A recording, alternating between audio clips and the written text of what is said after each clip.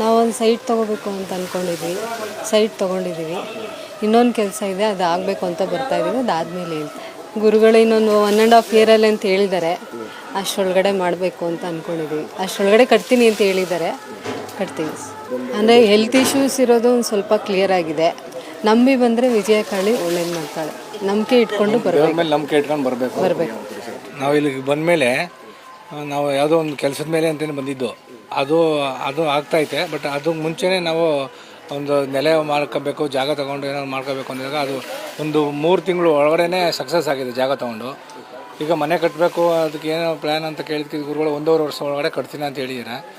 ದೇವ್ರನ್ನ ನಂಬಿ ಬಂದರೆ ಯಾವುದೇ ಥರದ ಏನೋ ನೆಗೆಟಿವ್ ಇಟ್ಕೊಂಬರ್ಬಾರ್ದು, ಪಾಸಿಟಿವ್ ಆಗುತ್ತೆ ಅಂದ್ಕೊಂಡೇ ಬರಬೇಕು. ಆಗುತ್ತೆ ಅಂದ್ಕೊಂಬಂದರೆ ಖಂಡಿತವಾಗ್ಲೂ ಸಕ್ಸಸ್ ಆಗುತ್ತೆ. ನಮ್ಮ 3 ತಿಂಗಳು ಒಳಗಡೆ ಸೈಟ್ ಎಲೆಕ್ಟ್ ಆಗಿದೆ. ನಾವು ಅಂದ್ಕೊಂಡೇ ಇರಲಿಲ್ಲ, ನಮ್ಮ ಹತ್ರ ದುಡ್ಡು ಇರಲಿಲ್ಲ, ಹೆಂಗೆ ವಂಚಿತ